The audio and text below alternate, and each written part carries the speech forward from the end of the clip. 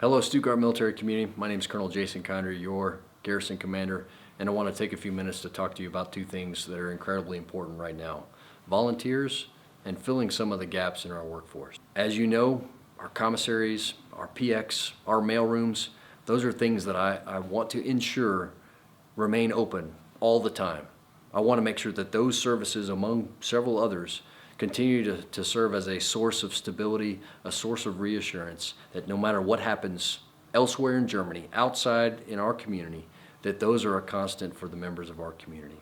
Without hesitation, a call for volunteers is answered, and answered in a way that in many cases causes us to deliberately say, hey, spread apart.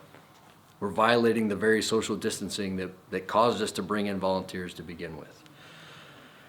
So I want to make sure that we continue to do that. We bring in that help.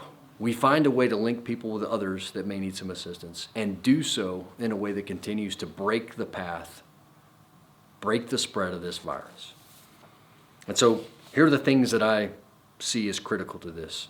First of all, we need to continue to reinforce those things we have in place now. That's all the efforts we're doing as individuals, as we're doing as organizations, as we're doing as a community to break the path of this virus. We can't see it, but we know how it acts, and we're going to do things that prevent its spread. We want to make sure that the staff at these critical facilities that we're going to rely on, that we rely on today and will rely on in the days and weeks to come, are healthy, have the right augmentation, able to do what they need to do day in and day out. We want to be able to identify individuals and families in need. I'm thinking specifically of those that got that inconvenient phone call late at night or first thing in the morning that says, hey, you need to be at home for the next 14 days. And so how do we link these individuals with someone else that's willing to volunteer to help them, whether it's bringing groceries, whether it's bringing over-the-counter medications that are purchased at the PX. Any of those things, art supplies, bringing those things that allow that separation, that isolation, that quarantine to be manageable. If you haven't seen it lately, within the last 24 hours, we have introduced a volunteer button on the app. We're going to augment the staff at AFES and at the commissaries, and that's primarily going to be with some of the things that you don't require special skills: unloading, stocking shelves. And so there's different kinds of volunteers. There's the ones that I just talked about, somebody that's willing to come forward and stock shelves.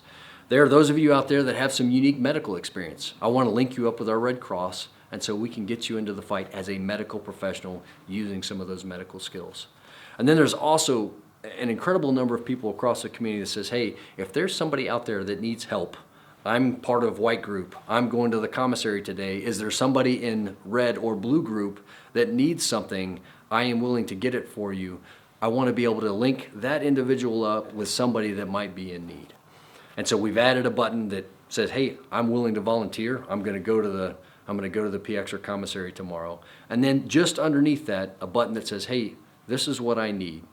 We've got vacancies at each one of these services, whether you're talking about the PX, the commissaries, and the mailrooms.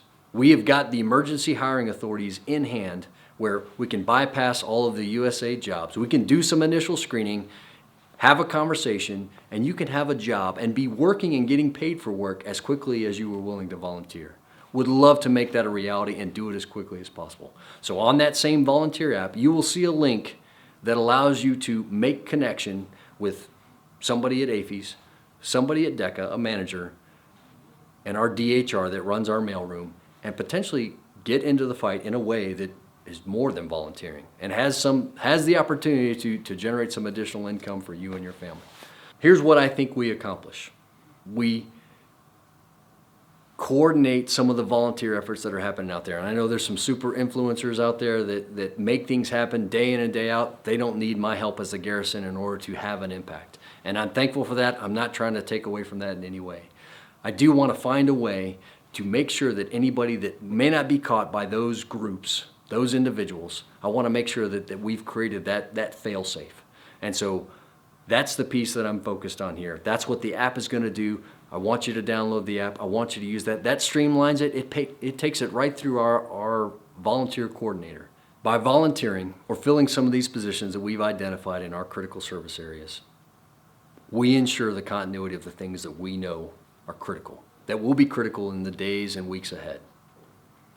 We have an incredible amount of talent across the installation. We want to get that talent into the fight, whether it's as a volunteer or filling a vacancy that we have or creating a new position.